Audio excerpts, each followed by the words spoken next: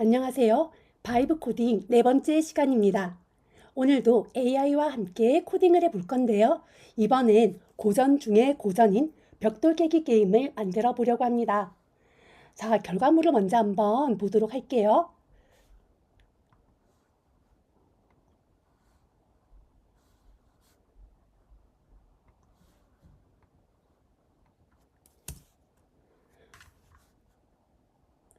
자, 패들이 마우스를 따라서 양옆으로 움직입니다. 그리고 공은 패드를 맞고 벽을 튕겨서 벽돌을 치고요. 이렇게 바닥에 닿으면 게임 오버가 됩니다.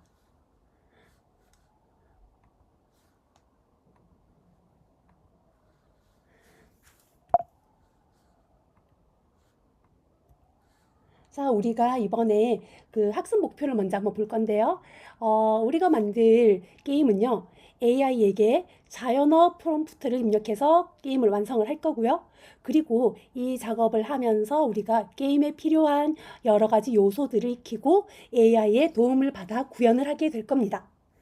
그리고 또, 게임 개발을 처음 해보시는 분들도 있잖아요. 그러니까 우리가 이번에 벽돌 깨기 게임을 만들어 보면서 게임에 필요한 명확한 요구사항이 무엇인지도 이해해 볼 수 있는 그런 시간이 될 것 같습니다. 자, 게임의 규칙 아까 봤던 것처럼요. 패드를 좌우로 움직여 공을 튕깁니다. 그리고 공은 벽돌에 닿으면 벽돌이 깨집니다. 그리고 모든 벽돌을 깨면 게임이 클리어가 되고요. 공이 바닥에 떨어지면 게임 오버가 됩니다. 왜 벽돌 깨기를 하냐면요. 게임의 핵심 요소가 거의 많이 포함이 되어 있습니다. 물리 법칙, 충돌 감지, 상태 관리 학습 이런 것들이 되고요. 확장 가능성이 높습니다. 여러분이 벽돌 깨기 게임을 만들어 보면 되겠지만 아까 제가 보여드렸던 거는 이런 라이브 같은 것은 없었거든요. 이렇게 하트도 더 줄 수 있고 뭐 여러 개의 레벨을 만들어서 난이도를 조정을 할 수도 있고요. 그래서 여러분들이 한번 간단하게 기본 게임을 만들어 보고 프롬프트를 더 추가로 입력을 해서 발전을 시켜보는 것도 좋은 학습이 될 것 같습니다. 자, 오늘의 실습 준비물은 일단 AI 코딩 어시스턴트가 필요합니다. 뭐 제미나이, 챗GPT, 클라우드, 기덥 코파일럿 등 이런 코딩 어시스턴트가 필요하고요. 비주얼 스튜디오 코드 또는 간단한 텍스트 편집기 어떤 것이라도 좋습니다. 그리고 우리는 이제 웹게임을 만들 거기 때문에 실행은 웹 브라우저에서 실행을 하게 될 겁니다. 자, 그러면 이제 실습을 할 때 먼저 실습할 폴더를 열고 뭐 breaker.html이라든지 아니면 다른 이름도 괜찮습니다. 뭐 game.html 여러분 하고 싶은 대로 빈 HTML 파일을 만들고 시작할 겁니다.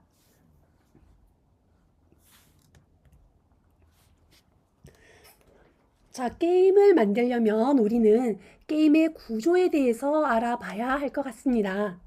자, 우리의 게임은 무슨 게임이라고요? 네, 벽돌 깨기 게임입니다. 그래서 여기에 필요한 게임 오브젝트, 게임에 들어가는 물체들에 대해서 알아보겠습니다. 먼저 공이 있습니다. 공은 공에 들어가는 속성에 대해서 알아보자면 공은 위치가 있고요. 이 공이 어디에 있다 하는 위치, 좌표로 나타내겠죠. 그리고 속도, 반지름, 이동을 한다면 이 공은 한 번에 얼마만큼 길이만큼 이동을 할 건지 이런 것도 있고요. 반지름은 공의 크기에 영향을 줍니다. 또한 패들이죠, 패들. 패들은 요 아래에 있는 바입니다. 이 바를 우리는 이제 움직여 줄 거예요. 초반에 위치를 어디에 둘 건지, 크기는 얼마나 둘 건지, 그리고 이동 속도가 얼마나 될 건지 이런 것들을 아마 설계할 때 수치를 정해 주어야 할 겁니다. 그리고 벽돌들이 있습니다. 벽돌들은 크기가 얼마나인지, 위치는 어디에 위치할 건지, 상태들은 어떻게 둘 건지 그런 것들을 이제 우리가 설계를 해야 되고요. 그리고 게임 로직은 물리 엔진, 입력 처리, 상태 관리 이런 것들이 게임 로직에 들어갑니다. 물리 엔진은 공의 이동과 충돌을 로직으로 우리가 정해 주면 되고요. 입력은 키보드와 마우스 이벤트가 있을 수 있습니다. 우리는 이제 주로 마우스를 가지고 패드를 움직일 거라서 마우스 이벤트에 대한 로직을 짜주면 됩니다. 상태는 점수죠, 점수. 정수라든지 생명이라든지 게임 진행 상태 등을 관리하는 게 로직에 필요합니다. 그러면 게임 오브젝트가 있고요. 이거는 이제 정의하는 거고, 로직이 있고, 그러면 그걸로 공들이 어떻게 움직이면 그 움직임을 우리의 화면에 보여줘야 됩니다. 화면에 보여주는 것을 렌더링이라고 합니다. 우리 렌더링은 캔버스 API를 이용해서 화면에다 그릴 건데, 캔버스 API는 웹에서 그림을 그릴 수 있도록 해주는 그런 API가 되겠습니다. 자, 그러면 AI와 코딩할 건데 이제부터 진짜로 시작을 해볼 겁니다. 게임 보드를 한번 구현해 보겠습니다. 자, AI에게 게임 보드를 먼저 구현을 해보라고 시켜보겠습니다. 여기 프롬프트 예시가 있는데 이 예시와 비슷하게 여러분들이 AI에게 주문을 해주면 될 것 같습니다. 자, 아이디가 게임 캔버스이고 크기가 480 곱하기 640인 캔버스를 포함한 기본 HTML5 문서를 만들어 달라. 이렇게 프롬프트를 한번 넣어 보도록 하겠습니다. 자, 그러면 프롬프트를 브라우저에 한번 입력을 해 보도록 할까요?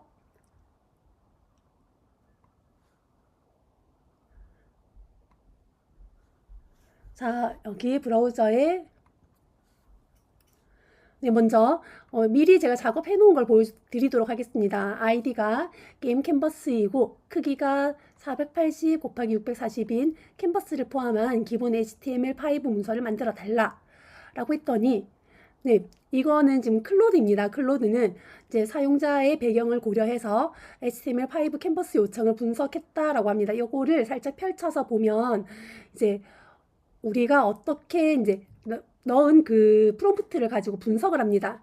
그래서 여기에 있는 요청 사항을 가지고 코드를 만듭니다. 근데 여기에 이제 클로드는 아티팩트라는 거를 만드는데 아티팩트라고 하는 거는 우리가 지난번에 제미나이나 챗GPT에 있는 캔버스와 비슷한 겁니다. 그래서 이 옆에 미리 보기를 만들어주고 코드도 이렇게 만들어줍니다.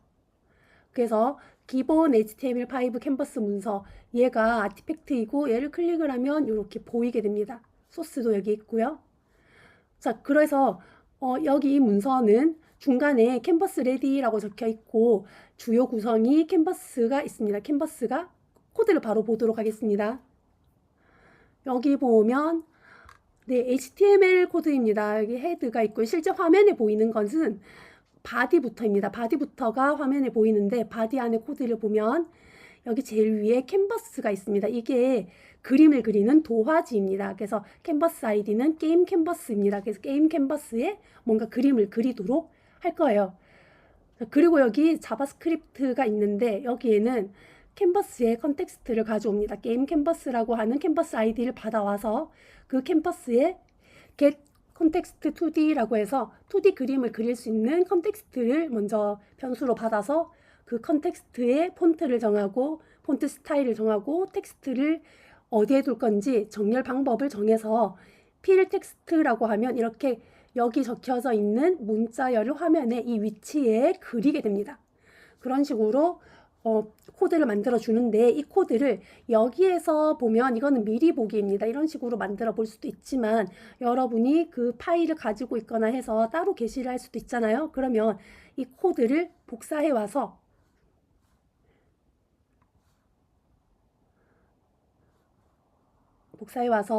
이렇게 VS 코드에다가 붙여 넣으시면 됩니다. 카피를 해서 붙여 놓고 이 파일을 바로 이제 탐색기에서 열어보시면 되는데 여기에 바로 여기 이 HTML 파일에서 마우스 오른쪽 버튼을 누르면 오픈 인 디폴트 브라우저라고 하는 게 보입니다. 이게 안 보이는 분들이 대부분입니다. 이거는 사실 원래 있는 게 아니고요.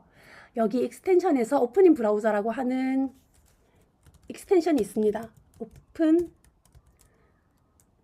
인 브라우저라고 하는 익스텐션이 있고요. 이거를 설치를 하면 아까 그렇게 그 컨텍스트 메뉴가 뜹니다. 그래서 저는 이제 오픈인 브라우저를 사용해서 바로 여기서 웹브라우저를 띄울 수가 있습니다. 이렇게 띄우면 아까처럼 이게 나오고 저는 이제 다 된 코드를 가지고 있기 때문에 이제 그렇게 나왔습니다만 이렇게 오픈인 브라우저면 이렇게 브라우저가 뜨거든요.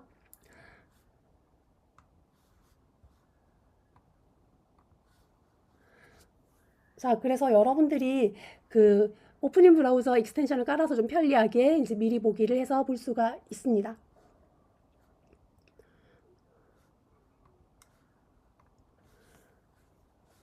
자, 이제 계속 한번 진행해 보도록 할게요.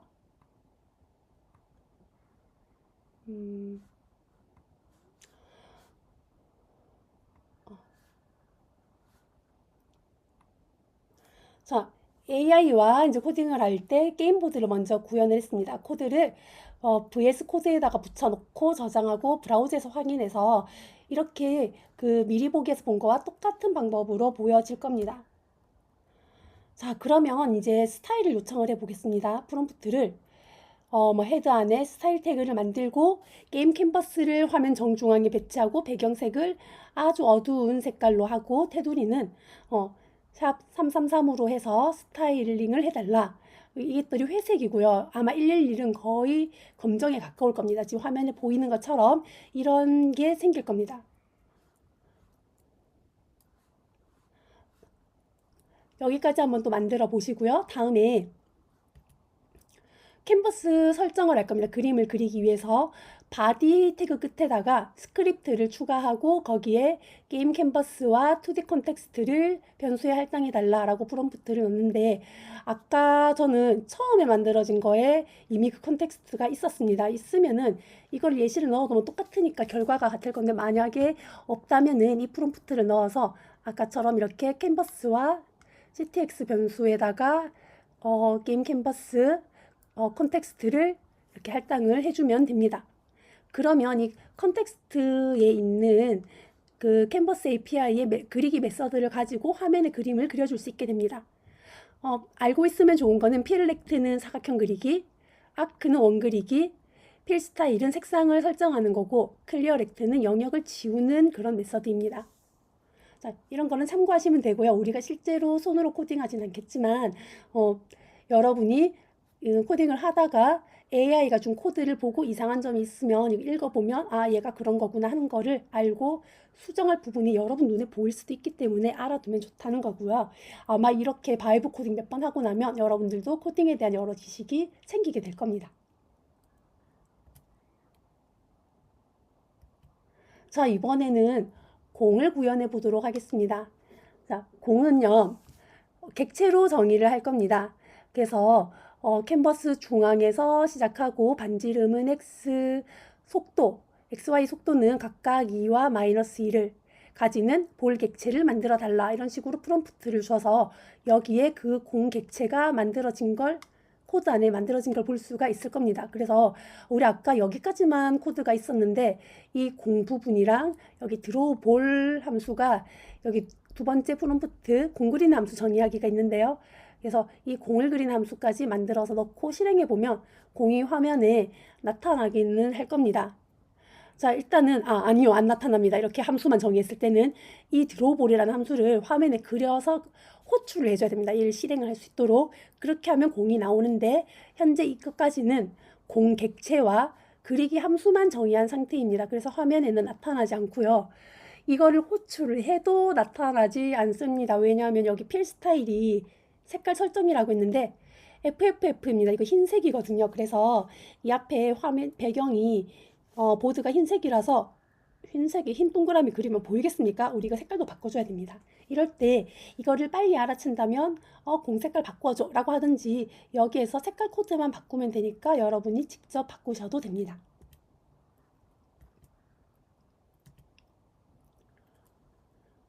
자, 그 다음에 중요한 게임 루프를 만들어 볼 거예요. 게임 루프는 게임의 심장입니다. 일정 시간 동안 되풀이해서 화면을 그리는 그게 게임 루프인데 그때마다 우리는 공이 이동을 한다든지 패들이 이동한다든지 뭐 블럭이 하나 뭐 없어진다든지 그러한 사건들이 그 주기마다 생기게 될 겁니다. 그것을 우리가 눈으로 보면 애니메이션처럼 느끼게 되는 거죠.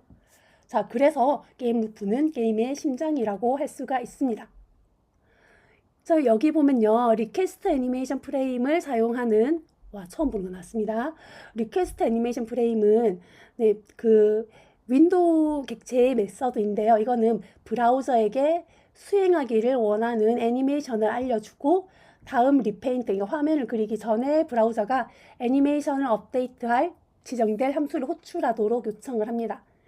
자, 그래서 이 메서드 같은 경우는 리페인트 하기 전에 이전에 호출할 인수 같은 걸로 이제 콜백을 받아요. 근데 이 같은 경우는 업데이트라는 함수가 있는데 이 업데이트 함수의 끝에 리퀘스트 애니메이션 프레임이라고 해서 업데이트를 넣어요. 그러니까 계속 이거를 한번 다 그리고 나면 업데이트를 또 하는 거죠. 그래서 주기적으로 계속 업데이트가 이루어집니다. 그리고 이 업데이트라고 만들어 놓은 함수, 이 이름을 여기다 넣어서 계속 돌게 하면 되는데 거기에 보면 그 그래픽 컨버스 컨텍스트를 가지고 그림을 그리고 있고요. 드로우 렉트, 배경판을 그리는 겁니다. 그리고 드로우 볼, 아까 만들어 놓은 공 그리기 함수의 내용으로 여기에 이제 호출을 여기서 해서 그림을 그려줍니다. 저는 공 색깔을 연두색으로 바꿨거든요. 그래서 업데이트를 하게 되고 이제 이 업데이트 함수를 화면에 그려라. 그리고 이제 여기에서 이 업데이트를 처음 한번 실행을 해야 되니까 그건 여기에서 호출해 줍니다. 자, 브라우저를 열어보면 공은 그려집니다. 하지만 이게 아직 움직이라는 내용이 없기 때문에 움직이지 않습니다. 여러분 여기서 이제 궁금증이 생기셔야 되는데 업데이트라고 하는 함수가 여기 있는데 왜 처음 실행이 여기에서 되는 건가요? 라는 질문을 하실 수가 있습니다. 네, 그러면 여기에서 이 윗부분은요. 펑션이라고 해가지고 이렇게 내용을 적어준 거는 함수의 정의입니다. 정의. 이렇게 만들어 놓은 거고 이렇게 움직여라 라고 규칙만 적어준 거고요. 여기에서 업데이트라는 이 함수 이름을 적어준 거 있죠. 여기가 실제로 함수를 부른 거예요. 콜해서 부른 겁니다. 함수야 이리 와서 네가 여기에서 내가 불렀으니까 얘네들을 다 실행해줘. 여기서 시킨 겁니다. 그래서 이때 얘들이 실행이 하나씩 되고요. 화면에 그리고 그 다음에도 다시 얘를 실행을 하는 그런 식으로 루프가 돌아가게 됩니다. 그래서 이제 공을 움직여 보겠습니다. 어떻게 움직이면 될까요? AI야 공을 움직여줘. 프롬프트를 이렇게 예시를 들었습니다. 업데이트를 수정을 합니다. 그러니까 얘가 애니메이션 프레임, 리퀘스트 애니메이션 프레임이라고 해서 업데이트를 넣는다는 거는 그 애니메이션 프레임마다 업데이트를 실행을 한다는 뜻입니다. 그래서 각 프레임마다 볼점 x, 볼점 y에 dx, dy를 더해달라고 합니다. 볼점 x, 볼점 y 이거 어디서 봤죠? 여기 있습니다. 볼이 공객체입니다. 공객체의 x, 공객체의 y. 볼 객체 안에 있는 이런 변수들을 불러올 때는 볼에 속해 있는 그 멤버들이기 때문에 점을 찍고 표현을 합니다. 자, 이렇게 해서 공에게 dx, dy 가속도를 붙여주는 거죠. 그래서 속도죠. 이동 순간 속도를 계속 붙여줍니다. 얼마만큼 이동하세요? 그러고 실행을 했더니 공이요 쭉 이동하고 화면을 사라지고 없었습니다. 여러분 실행해 보세요. 없어질 겁니다. 없어지죠? 가버려요. 왜 이런 일이 생길까요? 근데 이거밖에 없어요. 그냥 계속 더한 방향으로 계속 갑니다. 그러면 우리는 어떤 일을 해줘야 되냐면 이 가장자리를 공이 만났을 때 튕기도록 그렇게 만들어 줘야 됩니다. 여기에는 그런 내용이 하나도 없습니다. 그래서 그거를 나중에 이제 만들어 줘야 되고요. 이번에는 패드를 그려보겠습니다. 패드는 이렇게 패드의 크기를 정해줍니다. 패드 객체를 이렇게 만들고 캔버스 하단 중앙에 위치하게 해달라. 그리고 이제 패드를 사각형으로 그리는 드로우 패드 함수도 만들고 업데이트해서 드로우 패드를 호출해달라. 이렇게 요청을 하면 됩니다. 여러분이 이제 이렇게 프롬프트를 넣어두면 코드를 이전 코드랑 비교해 보세요. 그래서 이렇게 새로 생긴 코드들이 있으면요. 그 코드들을 해당하는 곳에다가 넣어주면 됩니다. 전혀 모르겠다. 그러면 전체를 다 복사해서 덮어 씌워도 됩니다. 하지만 지금 이렇게 저를 따라오면서 어떤 부분이 새로 생겼을까를 비교하면서 직접 복사해서 그 사이사이에 붙여 넣어주시면 게임 로직이 눈에 보이고 프로그래밍 이렇게 하는 거구나 해서 프로그래밍을 하는 방법도 여러분들이 배우게 된다는 장점이 있습니다. 바이브 코딩 하려다가 개발자 될 수 있습니다. 자, 이제 이렇게 패드들이 생겨요.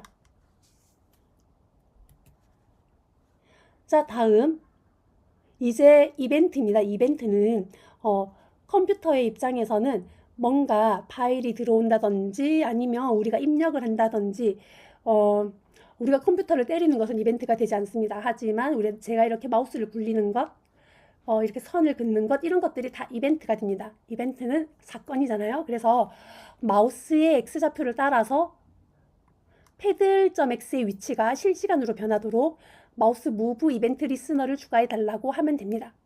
단 패들이 캔버스에 좌우 밖으로 나가지 않게 해달라, 이렇게 프롬프트를 예를 들어주면 되고요. 원하는 게 뭐냐면 일단 그 마우스가 이렇게 이동을 할 거잖아요. 그러면 여기 있다가 이렇게 마우스들이 쭉 이동을 할 건데 그 좌표를 따라서 패들이 똑같이 따라서 움직이도록.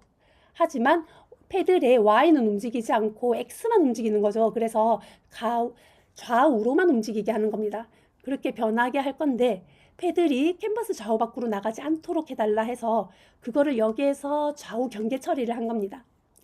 0보다는 크고 그 캔버스의 크기보다는 작도록 나가지 않도록 만든 코드이고요. 여기 보시면 마우스 무브 이벤트 리스너라는 말이 있습니다. 그러면 이게 뭐냐면요. canvas.add event listener라고 하는 이 함수를 여기에서 작성을 해주면 되는데요. 이거는 이벤트 리스너라고 해서 이벤트를 기다렸다가 이벤트가 일어났다라고 알려주면 그때 호출이 돼서 이 안에 내용을 실행하는 함수입니다. 이런 게 이미 정해져 있고요. 이 안에 내용을 여러분들이 넣으면 돼요. 이벤트 리스너라는 함수는 호출을 하는데 여기에 괄호가 시작되고 여기에서 끝납니다. 한마디로 이벤트 리스너라는 함수는 여기 있는데 그 안에 들어가는 내용이 첫 번째 파라미터가 마우스 무브다. 얘가 이벤트 이름이고요. 마우스 무브 이벤트야 마우스 움직이는 이벤트고, 그 다음에 콤마 찍고 이 안에 넣는 또 파라미터가 인수입니다. 그래서 매개변수. 매개변수로 받을 게 함수가 통째로 들어가는 겁니다. 이렇게. 함수잖아요. 그래서 함수가 이렇게 통째로 들어가요. 함수가 통째로 여기에 괄호 안에 들어간 겁니다. 그래서 이벤트 리스너 안에 어떤 이벤트고 어떤 함수를 실행해줘 라고 하는 걸 이렇게 기능을 바로 집어넣어서 만든 겁니다. 그래서 마우스의 움직임을 감지하면 얘들이 호출이 돼서 패들이 움직이게 될 겁니다. 자, 패들 움직이는 거 한번 확인을 해 보시기 바랍니다. 아마 잘 움직일 거고, 잘 안 움직인다면 혹시 오타가 없는지, 앞서서 잘못 붙여 넣은 건 없는지 전체적으로 코드를 점검해 주시면 되겠습니다. 자, 또한 충돌 처리를 한번 해보도록 하겠습니다. 업데이트 함수에다가 충돌 감지 로직을 추가해 달라고 합니다. 일단 여기 규칙을 이렇게 넣어줍니다. 캔버스 좌우 벽에 닿을 때 dx를 반전, 윗벽과 패들에 닿으면 세로죠. 그죠? 그때는 dy를 반전시켜라 라고 이렇게 프롬프트를 예를 줍니다. 그랬더니 업데이트 함수가요, 이렇게 바뀌었습니다. 여기에 분명히 요거만 있었거든요. 근데 요런 것들이 생깁니다. 완전히 똑같지 않아도 이런 비슷한 코드가 보일 겁니다. 얘네들을 복사해서 여기다 붙여주시기 바랍니다. 자, 그리고 마지막으로는요, 지금 분명히 좌우 그리고 천정, 패들까지 얘기를 이제 충돌을 구현을 했는데 바닥은 안 했어요. 공과 바닥이 충돌이 되면 게임 오버죠. 그래서 그때 캔버스 바닥에 닿으면 게임 오버 텍스트를 화면 중앙에 그리고 게임 루프를 멈춰달라, 이런 프롬프트를 날렸습니다. 그랬더니 아까 이 업데이트 함수에 여기에 하나가 더 생겼어요. 뭐가 생겼냐면 바닥 충돌이 생기더라고요. 바닥이 충돌을 하면 이제 이게 바닥이 충돌되었는가를 보는 조건식입니다. 그러고 나면 게임 오버를 화면에다 그려주고 리턴을 해줍니다. 리턴을 해주면 현재 실행되고 있던 함수가 멈춰주는 겁니다. 그래서 지금 사실은 이 업데이트 함수는 시작을 시키고 나면요, 계속 마지막에 다시 업데이트를 부르기 때문에 계속 루프를, 그러니까 반복을 해서 돌게 됩니다. 하지만 이런 상황이 되면 리턴해라, 그러면 이제 업데이트 함수가 종료가 됩니다. 게임이, 화면이 멈춰요. 자, 이제 벽돌을 세팅할까요?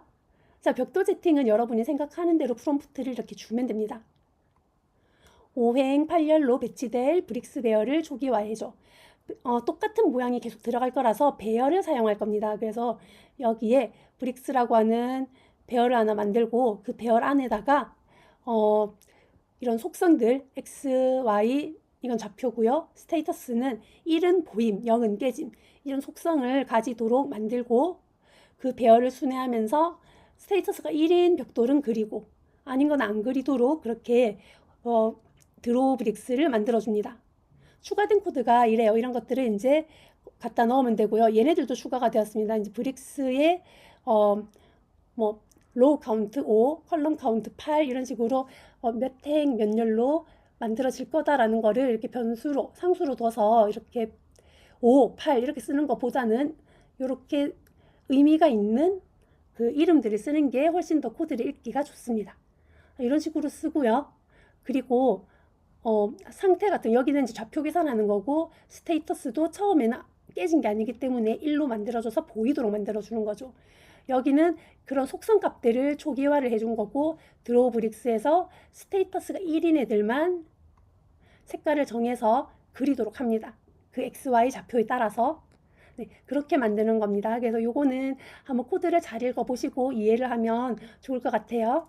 그리고 여기에는 지금 코드가 길어서 안 적혀 있지만 업데이트 함수 안에 드로우 브릭스 호출하셔야지 화면에 그려집니다. 그러면 이렇게 식으로 그려지는 거죠. 네, 캡처를 하려고 했더니 글쎄 죽더라고요. 그래서 게임 오버가 떴습니다. 자, 이제는 벽돌 충돌입니다. 충돌하는 부분이 보통 이제 업데이트 안에서 구현이 됐었는데 벽돌 충돌하는 건 벽돌이 좀 많기 때문에 이렇게 함수를 따로 떼서 만들었습니다. 브릭 컬리전 디텍션이라고 그냥 만들었어요. 이름 너무 길면 여러분들이 바꾸셔도 되는데 어차피 AI가 만들었으니까 뭐 이름 길어도 상관없죠. 자, 만들었습니다. 그래서 그 공과 충돌했는지 감지하는 함수를 이렇게 만들어 줬어요. 그래서 공의 XY랑 그 브릭의 그 가로 세로 길이 안에 공의 XY가 들어왔는지를 감지해서 이제 반전을 시키거나 스테이터스를 0으로 바꾸거나 이런 식으로 해주는 코드를 만들어 줍니다. 그래서 이 코드를 복사해서 붙여넣고 업데이트 함수 내에서 이 함수를 호출을 해주면 됩니다. 그러면 이렇게 스테이스가 0이 되어버린 것은 화면에 안 그려지기 때문에 그린 함수를 따로 고치지 않아도 이렇게 상태만 바꾸는 함수 하나만 있어도 이렇게 없어지는 벽돌들을 표현을 할 수가 있게 됩니다. 자, 이번에는 벽돌을 충돌했을 때 변수를 하나 넣어요. 스코어 변수를 만드는데 얘를 초기 값은 0으로 하고 깰 때마다 1씩 증가하고 캔버스 왼쪽 위에 점수 표시해줘. 이거는 이제 프롬프트가 쉽죠. 여러분이 하고 싶은 위치에 넣으면 됩니다. 일단 변경된 코드들은 이런 애들이에요. 얘가 변경이 됐고 여기에 스코어가 들어가 있습니다. 그리고 드로우 스코어 함수가 추가가 됐고요. 그리고 업데이트 함수 내에서 드로우 스코어도 호출을 하셔야 됩니다. 그러면 이렇게 스코어가 화면에 표시가 됩니다. 자, 여러분, 제 설명이 조금 빠르다는 생각이 들더라도 이거는 직접 여러분들이 프롬프트를 넣고 실습을 해봐야 되는 거기 때문에 영상을 보시다가 화면을 잠시 멈추시고 프롬프트를 타이핑을 해서 확인을 해보세요. 그리고 좀 AI가 만드는데 오래 걸린다. 그러면 물도 한 잔 드시고 네, 카톡도 한번 확인하시고 아니면 공부한 걸 한 번씩 확인을 해보시고 나는 어떤 거를 만들까 이런 거 고민도 해보시고 그러면서 수업을 진행하시면 될 것 같습니다. AI와 코딩을 하면서 게임의 완성도를 높이는 방법을 한번 보겠습니다. 여러분은 어떤 생각이 드셨나요? 사실은 그 AI가 코딩을 하고 있을 때 여러분들은 이런 것들을 좀 생각해 주시면 좋아요. 게임 상태는 게임을 좋아하는 분들은 아마 생각하는 게 많이 있을 겁니다. 이런 상태를 표현해주는 UI를 좀 더 만든다든지 생명 시스템을 넣는다든지 레벨을 진행해서 벽돌을 재생성하고 뭐 공의 속도를 빠르게 한다든지 아니면 뭐 벽돌마다 색깔을 다르게 랜덤하게 둔다든지 충돌할 때 그냥 사라지는 게 아니라 뭐 반짝 이런 파티클 효과 아니면 깨지는 효과 이런 것들을 넣는다든지 점수를 뿅뿅뿅 바로 벽돌 위에 터질 때 팝업을 해주는 그런 애니메이션을 넣는다든지 사운드 효과도 넣으면 좋겠죠. 그리고 게임 밸런싱, 공의 속도 조절, 패들 크기 조정, 뭐 벽돌 배치 패턴 이런 것들을 이제 맞춰가지고 게임의 밸런싱을 좀 맞추는 방법도 있고요. 저 같으면 여기에서 뭐 아이템 같은 것도 넣으면 괜찮을 것 같아요. 이제 어떤 벽돌을 깨면 특정 벽돌에서 뭐 공의 속도가 빨라지는 아이템이 나온다든지 패들 크기가 커지는 아이템, 작아지는 아이템 이런 것들이 있으면 더 재미있을 것 같습니다. 자, 우리는 거의 뭐 30분 만에 AI의 도움으로 벽돌 깨기를 만들어 봤습니다. 게임은 제가 한 번씩 이제 시연을 해봤으니까 여러분도 한번 재밌게 시연을 해보시고요.